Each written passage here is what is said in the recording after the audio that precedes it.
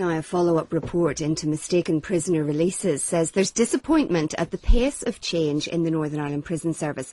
The Criminal Justice Inspection published their report today, which follows its initial review published at the end of 2010. Dr. Michael Maguire from the Criminal Justice Inspection is on the line. Good morning. Good morning. What's not being done quickly enough in your view?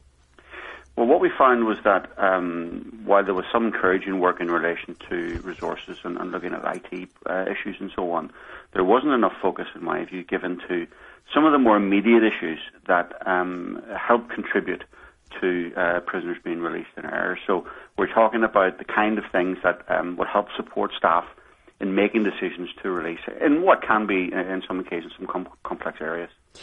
It's difficult for the public to understand how people can be released mistakenly. Just remind us how that happened, and was it down to human error in every case?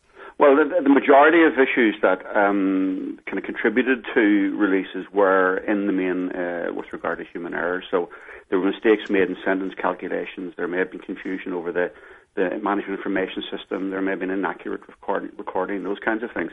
So what we were talking about in the report that needed to be done more was to fix some of those things at source. So that means providing training to staff at the front line and supporting them in making decisions, but also, and importantly, ensuring that the quality assurance mechanisms are in place. So there's checks and balances within the system so that before things are signed off, sentence calculations are actually done again to ensure that the issue is the right one. Yeah, checks and double checks. Yes. And when it comes down to the releases, just remind us how many there have been, because we knew about the 4, but there have been more since then. Is that right? Yes. Well, I mean, I'll put this in context. I mean, there are about 4,500 releases from prison per year, so we're talking about a very small number. I mean, since the report was published, there have been 6 releases in error.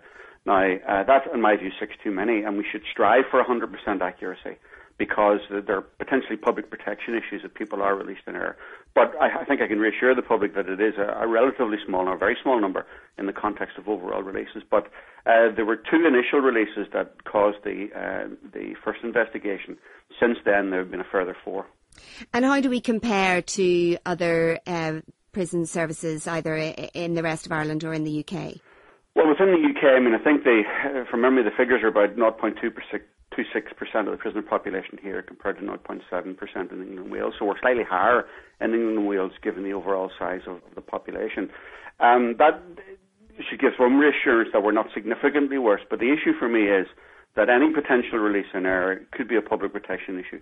We need to strive for 100% accuracy where we can, and that means getting the thing right at source. So providing support to frontline training and making sure the right checks and balances in place are important.